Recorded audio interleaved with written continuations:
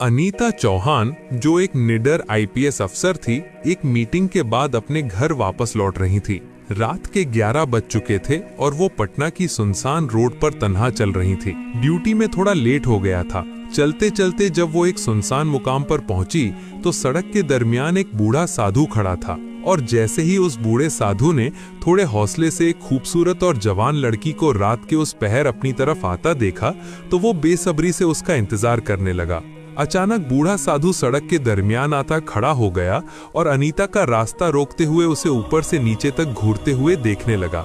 अनीता उसकी साइड से गुजरकर आगे की तरफ चलने लगी तो अब बूढ़ा साधु उसके पीछे पीछे चलने लगा। हर तरफ रात का अंधेरा पूरी तरह से छाया हुआ था और अनीता का दिल धड़क धड़क रहा था। अचानक बूढ़ा साधु पीछे से तेजी से उसकी तरफ बढ़ा और उसके बाजुओं को पकड़ते हुए बोला, हाँ, कहाँ से आ रही हो और मुझसे मिले बगैर जा रही हो? बूढ़े साधु के चेहरे पर एक अजीब सा नशा था।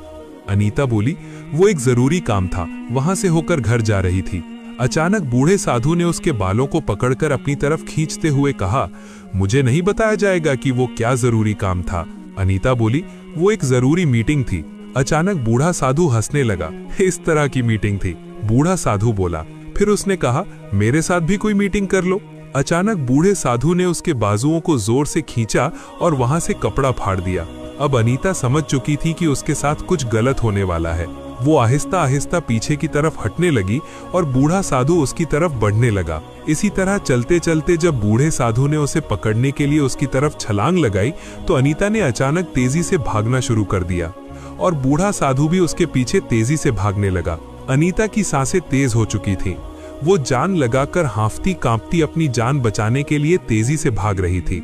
अचानक बूढ़े साधु ने उसे पीछे से धक्का दे दिया और वो सड़क के दरमियान जा गिरी। बूढ़े साधु के चेहरे पर अब एक अजीब सा नशा आ गया था। वो नीचे गिरी हुई लड़की को अजीब सी नजरों से देखने लगा। अनीता नीचे सड़क पर गिरी हुई थी। अब बचने का कोई रास्ता बाकी नहीं रहा था। अचानक बूढ़ा साधु भी सड़क पर बैठ गया और जैसे ही उसे पकड़ने के लिए अपने दोनों हाथ आगे बढ़ाए, अनीता ने अचानक जोर से उसे धक्का दिया और पीछे की तरफ धकेल दिया। अनीता नीचे से उठ खड़ी हुई तो बूढ़ा साधु तेजी से उसके पास आया और उसे पीछे से आकर पकड़ लिया। अचानक अनीता ने जोरदार आवाज से कहा, देखो, मुझे जाने दो, ये तुम ठीक नहीं कर रहे, वरना तुम्हें इसका अंजाम भुगतना पड़ेगा।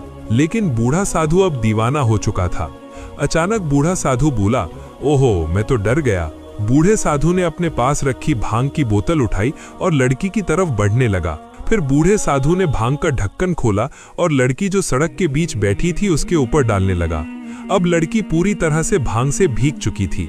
देखते ही देखते बूढ़े साधु ने आधी भांग पीने के बाद अनीता को बोतल पकड़ाते हुए कहा, ये लो, पियो। अनीता ने डरते हुए कहा, नहीं, मैं नहीं पीती हूँ। बूढ़े साधु ने अनीता के बदन को घूरते हुए कहा, पी लो, वरना तेरे साथ वो करूंगा कि तू किसी को भी दिखाने के काबिल नहीं रहेगी। अनीता, जो एक आईपीएस अफसर थी, ने बूढ़े साधु के हाथ से वो बोतल लेकर पीने लगी। अब बूढ़ा साधु बेसब्री से अनीता की तरफ देखने लगा, जैसे उसका मकसद पूरा होने जा रहा हो। और फिर क्या होना था? देखते ही देखते अनीता का सारा वजूद जैसे चकरा गया। उसने अपने दोनों हाथ सर पर रख लिए। क्या हो रहा है? बूढ़ा साधु इंतजार में था कि उसका नशा अपनी इंतहा पर पहुंचे और उसी वक्त अनीता मदहोशी के आलम में सड़क के बीच लेट गई। अनीता अब नीम बेहोश पड़ी थी और उसके कानों में बूढ़े साधु की हंसी गूंज रही थी। अचानक बूढ़ा साधु उसके करीब आया और झुककर उसके चेहरे को गौर से देखने लगा। उसने अपना हाथ बढ़ाया और उसके बालों की एक लठ अपनी उंगलियों में लपेटते हुए मुस्कुराते हुए बोला, हाँ, अब मजा आएगा। बूढ़े साधु की आंखों में दहशत थी और उसमें वहशे भूख भी। लेकिन जैसे ही बूढ़ा साधु ने आगे बढ़कर अनीता के गाल को छूने की कोशिश की, छिन, एक झंकार हुई। अनीता ने जमीन पर पड़ी वो बोतल अचानक उठाकर पूरी कोशिश से बूढ़े साधु के सर पर दे मारी। बूढ़े साधु की आंखों के सामने अंधेरा छा गया और उसका मुंह जख्मी हो गया। वो वहीं जमीन पर लड़खड़ाता हुआ गिर पड़ा। बूढ़ा साधु पल भर के लिए सन्न रह गया। अनीता जमीन पर गिरते सिमटते कांपते हुए उठने लगी। उसकी सांसें तेज थीं, कदम लड़खड़ा रहे थे। नशे की वजह से उसे चक्कर आ रहे थे, पर वो पूरी ताकत से दूर भागने लगी। तभी जमीन पर पड़े बूढ़े साधु ने चिल्लाते हुए कहा, क्या देख रहे हो? पकड़ो उसे, उसकी सजा अब उसे जरूर मिलेगी। बूढ़ा साधु तेजी से उसकी तरफ भागा। अनीता अब भी कुछ दूर ही पहुंची थी कि बूढ़े साधु ने जाकर अनीता को पांव से पकड़ लिया। अचानक बूढ़ा साधु गुस्से में भागते हुए पास आया। अब उसकी आंखों में वहशह लालिमा भर गई थी। उसने अनीता को खींचकर अपने पास किया और उसके कान के पास गरजते हुए बोला, तूने मेरे साथ खेलने की कोशिश की, अब तेरी सजा और भी बढ़ गई है। अनीता की सांसें अटक रही थीं, वो बेबस दिख रही थीं। फिर बूढ़ा साधु उसे बाह से पकड़कर खींचते हुए जंगल की तरफ ले जाने लगा। अनीता ने खुद को छुड़ाने की कोशिश की, लेकिन बूढ़े साधु ने और मजबूती से उसे पकड़ लिया और खींचते हुए जंगल में एक पुरानी कोठी के करीब ले आया। अनीता समझ चुकी थी कि अब उसके साथ कुछ गलत होने वाला है। तभी बूढ़े साधु ने कोठी का दरवाजा खोला और अनीता को अचानक कोठी के अंदर धक्का दे दिया। अब रात का आखिरी पहर था। सुनसान जंगल और कोठी के अंदर पड़ी हुई जवान और खूबसूरत अनीता और अपना बदला लेने तथा मन की आग बुझाने के लिए आतुर बूढ़ा साधु। अचानक बूढ़े साधु ने तेजी से दरवाजा बंद किया और खुद भी अंदर घुसा। उसकी आंखों में वहशत की चमक थी और सांसों में नशे की बदबू। उसने आगे बढ़ते हुए अनीता की ठोड़ी को सख्ती से पकड़ लिया और गरज कर बोला, अब देखता हूँ तेरा गरूर कहाँ जाता है।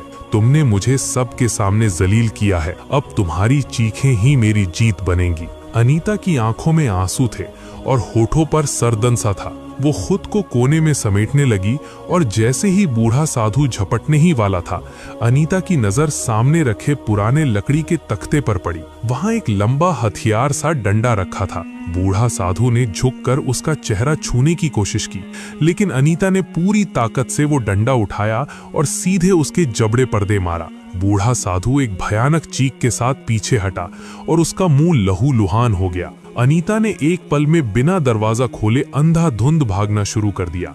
रात के सुनसान भरे जंगल की राह पर वो नंगे पांव दूर भाग रही थी। पीछे बूढ़ा साधु पीछा कर रहा था।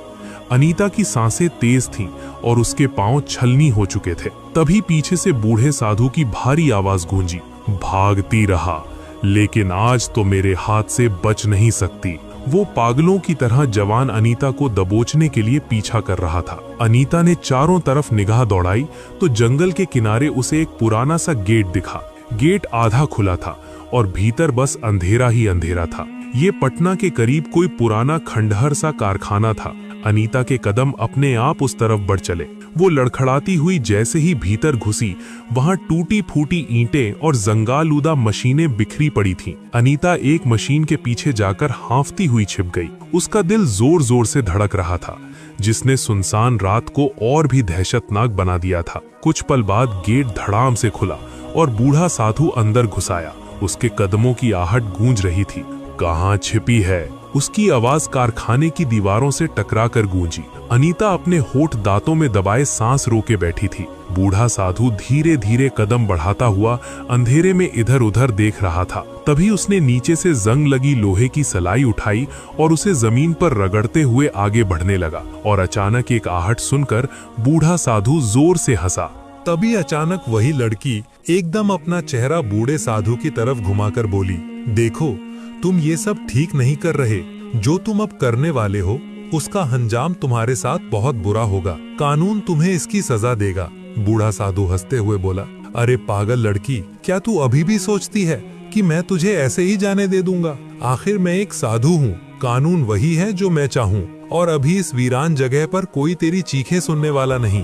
अनीता डरते डरते वहाँ से उठ खड़ी हुई। अब बूढ़ा साधु नजदीक आकर उसके शरीर की खुशबू सूंघने लगा। अचानक अनीता ने एकदम बूढ़े साधु को जोर से पीछे की तरफ धक्का दिया और कारखाने से बाहर निकल आई। फिर तेजी से एक बार फिर दूर भागने लगी।